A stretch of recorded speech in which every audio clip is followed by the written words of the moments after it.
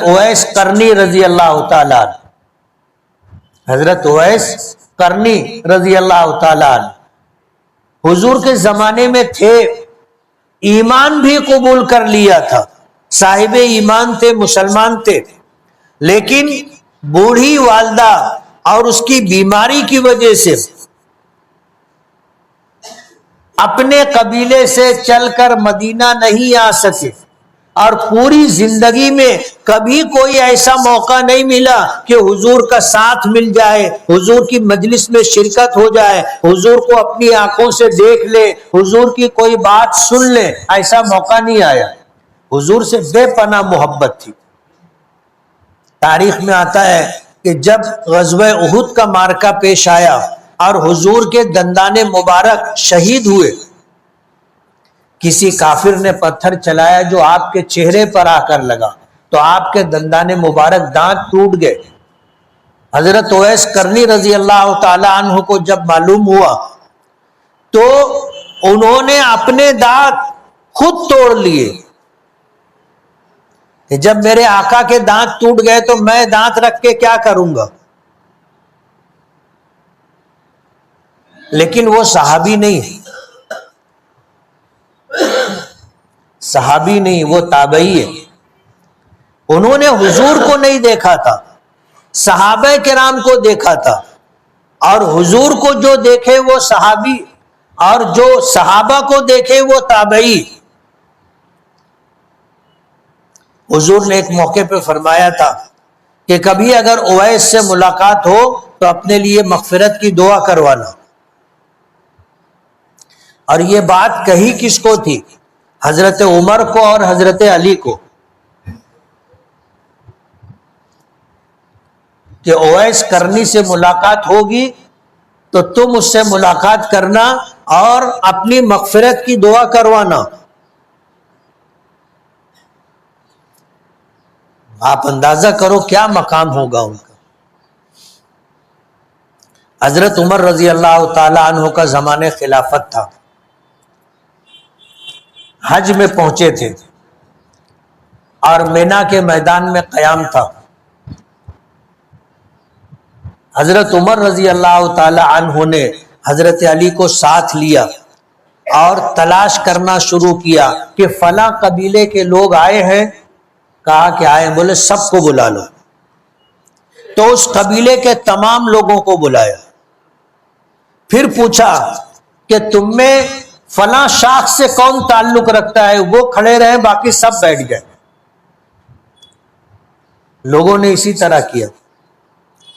پھر پوچھا کہ تم میں ایک شاخ ہے جس کو قرن کہا جاتا ہے، ان میں اس سے جو تعلق رکھتے ہیں وہ کھڑے رہے، باقی سب بیٹھ جائے۔ اب جو لوگ کھڑے تھے یہ اس خاندان سے تھے، اس بستی سے تھے جس سے اویس کرنی کا تعلق تھا۔ تو حضرت عمر نے پوچھا کہ تم میں اویس کون ہے؟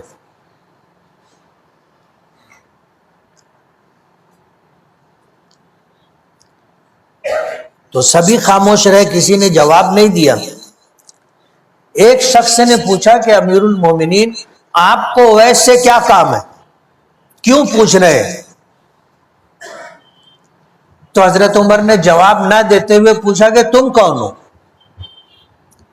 تو اس شخص نے کہا کہ میں اویس کا چچا ہوں، اویس میرا بھتیجا ہے۔ تو حضرت عمر نے پوچھا کہ اویس کہاں ہے؟ اویس کہاں ہے؟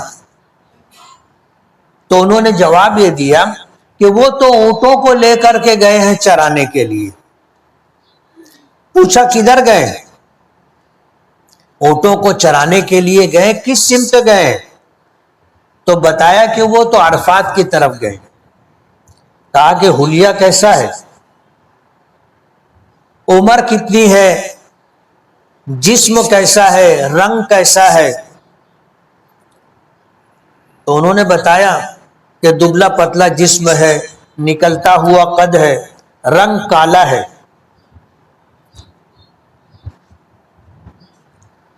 حضرت عمر فاروق رضی اللہ تعالی عنہ حضرت علی کو لے کر کے نکلے تلاش کرنے کے لیے. دیکھا کہ ایک جگہ اونٹ چر رہے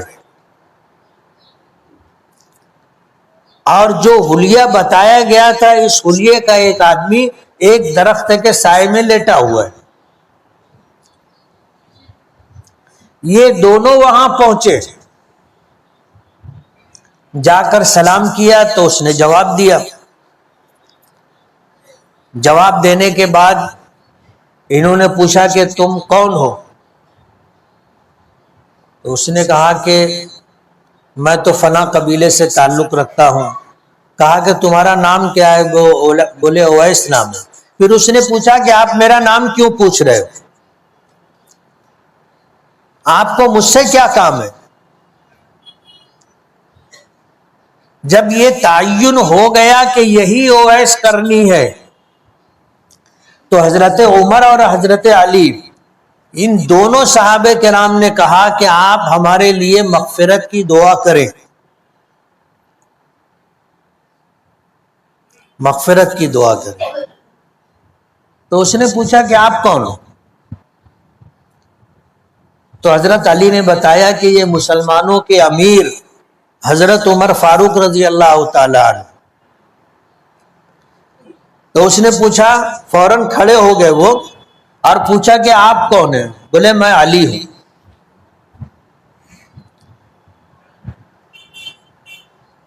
اویس کرنی رونے لگے.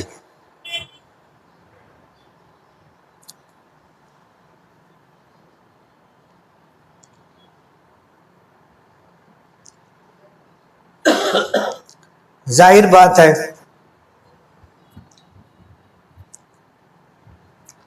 جن کا نام سنتے تھے اور جن کی عقیدت اور محبت دل کی گہرائیوں میں رہی ہو اور پھر ملاقات ہو اور اس طرح ہو اور پھر وہ یہ کہیں کہ تم ہمارے لیے مغفرت کی دعا کرو, آدمی کی کیفیت کیا ہوگی؟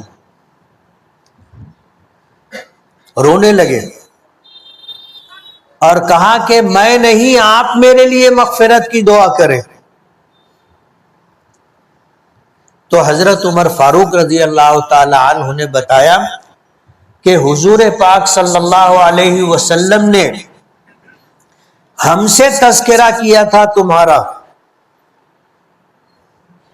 اور یہ کہا تھا کہ جب کبھی اویس سے ملاقات ہوگی تو اپنے لیے مغفرت کی دعا کروانا. ایسا مقام تھا حضرت اویس کرنی رضی اللہ تعالی عنہ کا, لیکن صحابی نہیں تھے. اپنی زندگی میں حضور سے ملاقات نہیں ہوئی, حضور کو دیکھا نہیں, حضور کی مجلس میں شریک نہیں رہے, حضور کی باتوں کو براہ راست اپنے کانوں سے نہیں سنا, صحابیت کا مقام نہیں ملا. لیکن حضور سے ایسی محبت تھی کہ اس کا تذکرہ حضور تک پہنچا اور حضور نے ان کے متعلق یہ بات ارشاد فرمائی.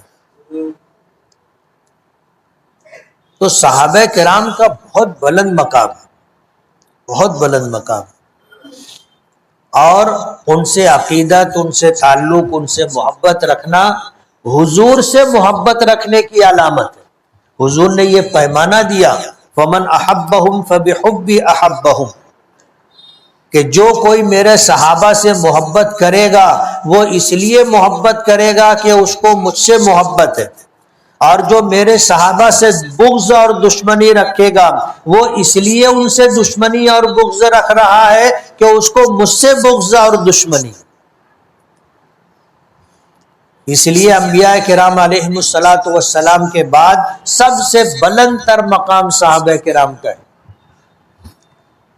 ہمیشہ اپنی دعاؤں میں ان کو شامل رکھنا چاہیے. ہم دعا کریں اپنے لیے